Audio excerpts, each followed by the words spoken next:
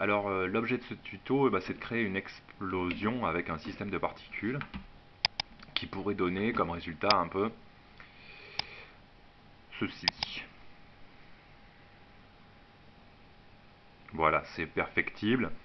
À la fin, il y a un petit rebond un peu bizarre, mais ça pourrait se corriger. Donc là, il y a deux parties distinctes. Une partie où on va créer un système de particules qui va prendre des parties de la voiture pour les déplacer. Et puis on a une seconde partie en fait où on crée l'effet visuel de l'explosion. Alors voilà, c'est parti. Alors, à la base, j'ai un modèle, une petite voiture qu'on a vue dans d'autres tutos. En fait, elle est composée de deux parties, cette voiture. On a la carrosserie ici, c'est un poly éditable. Et on a là un châssis qui a une légère épaisseur et 4 roues. Je fais CTRL Z pour revenir en arrière. Voilà. Donc la première chose, c'est de créer le système de particules. Et pour ça, on va venir ici dans Créer, Géométrie, et on va prendre Particules Système. On va faire un PRE, qui est en fait une zone d'émission. Alors, hop, voilà. Là, je dessine ma zone, peu importe sa grandeur. Et je viens tout de suite dans le panneau modifier. Et je vais aller dans les paramètres de base, où il me demande de choisir un objet. Ici, je vais choisir la carrosserie. Et maintenant, quand je fais bouger la timeline, vous voyez, alors il faut que je sois sur ma voiture. Donc, quand je fais bouger la timeline, vous voyez, il y a une émission de particules. Des petits points blancs, qu'on appelle aussi des tics. Ok. Alors ensuite, on va changer 2-3 paramètres et on va aller dans le viewport display pour justement ne plus mettre en tics le visu, vous voyez, des particules, mais mesh. Ça veut dire que quand on aura choisi un mesh, les particules auront la forme de cet objet. Alors justement, on va le choisir, cet objet, et ça va être ici dans particules type, où on va choisir objet fragment. Voilà. Alors, vous voyez en fait, ici, il fragmente l'objet que l'on a choisi, et les particules sont toutes, enfin même plus que ça, parce que c'est tout un tas de polygones tirés depuis l'objet source, qui font le système. Alors ici, vous voyez, on a un grand nombre de parties, peut-être trop pour l'effet que je voulais donner, qui était plus naïf que ça. Pour faire une explosion réaliste, peut-être que ça irait, je ne sais pas. Le tout est que je vais quand même descendre ici dans le contrôle de ces fragments. Ici, vous voyez, c'est toutes les faces qui est sélectionné. Moi, je vais choisir le smoothing angle. Et ici, je vais prendre par exemple 45 degrés. Et vous voyez, on a beaucoup moins de faces. Toutes les faces qui ont 45 degrés entre elles se rassemblent. Si j'avais pris par exemple 90, vous voyez, et on aurait encore moins. Allez, on va prendre 40 ou 50, allez, voilà. Ensuite, un autre problème, c'est que ici, vous voyez, c'est un autre objet qui n'a pas la même texture que mon objet source. Pour ça, il faut aller dans un peu plus bas ici, Et on va choisir la deuxième possibilité ici. Et avec ce bouton Get Material, on va choisir, on va rien choisir du tout, il le choisit tout seul, voyez. Et on a maintenant les particules qui sont texturées comme l'objet source. Voilà. Maintenant, à ce niveau, on peut aller sélectionner la voiture de base, faire un clic droit et cacher la sélection, Hide Selection.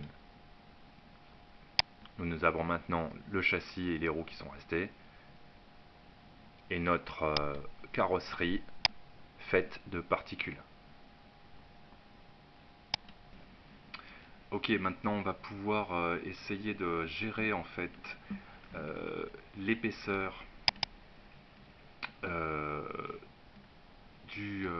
des particules, vous voyez.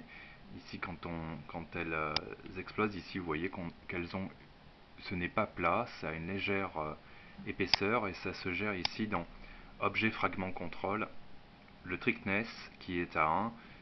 Ici par exemple, si je le monte, vous voyez que l'épaisseur des objets varie. Donc moi je l'avais mis à 1, ce qui marche pas mal pour moi dans mon cas. Ensuite, ce qu'on va faire, c'est gérer la durée de vie en fait de cette explosion de particules. Et pour ce faire, on va aller, je vais tout fermer parce que je n'y retrouve pas. Nous allons aller dans particules génération, me semble-t-il. Voilà. Ici, en fait, on a le paramètre de vie. Ici, moi, dans mon cas, je vais le mettre à 100. C'est la durée de ma timeline ici qui arrive à 100. Donc, je veux que mes particules durent jusqu'à 100. Vous voyez, à 100 pile, elles disparaissent. Et avant, elles sont présentes. On remarque aussi que avant 0, les particules n'apparaissent pas. On pourrait changer ici, bien entendu. Ensuite, on va pouvoir gérer la vitesse, c'est-à-dire en fait ici, si je lance mon animation, vous voyez, c'est très lent. Il faut que les particules, ici dans le cas d'une explosion, partent beaucoup plus vite. Je vais tenter 50 cm. Voilà, et là c'est beaucoup plus probant, ça part beaucoup plus vite. Moi, ici dans mon cas, 50 cm ça marche. Les variations, c'est pour varier sur cette vitesse. Et ce qui va nous donner un peu plus de réalisme. Toutes les particules ne vont pas aller tout à fait à la même vitesse. Voilà. Maintenant que cela est fait, je vais revenir sur mes 4 vues et je vais maintenant m'intéresser en fait à une force que je vais rajouter et qui va permettre d'orienter, si je puis dire, l'explosion des particules. Je vais venir ici dans le panneau créer, ici dans les space warps, et je vais prendre l'objet P-bomb, excusez-moi. Je vais venir ici dessiner la bombe, vous voyez, en dessous de ma voiture. Voilà. Et cet objet, pour l'instant, enfin cette force, n'est pas utile tant qu'elle n'est pas liée à l'objet émetteur de particules.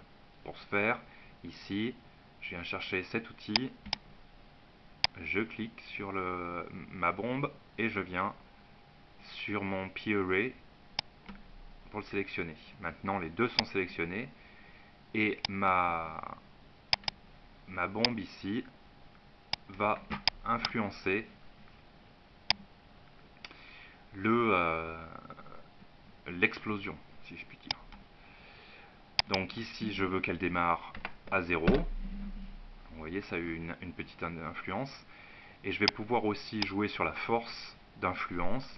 On va essayer 15 par exemple. Vous voyez, là, on voit que ça... Donc là, ça a peut-être trop fort. Enfin, sûrement même. Essayez 2. Vous voyez ce que ça change en fait, c'est que ici, si je viens dans la vue de côté, vous voyez, si je change, ça me permet d'orienter l'explosion en fait, que tout ne parte pas à partir d'un centre vers l'extérieur, mais que je puisse choisir ici le centre de l'explosion. Donc à vous de varier suivant ce qu'il vous faut.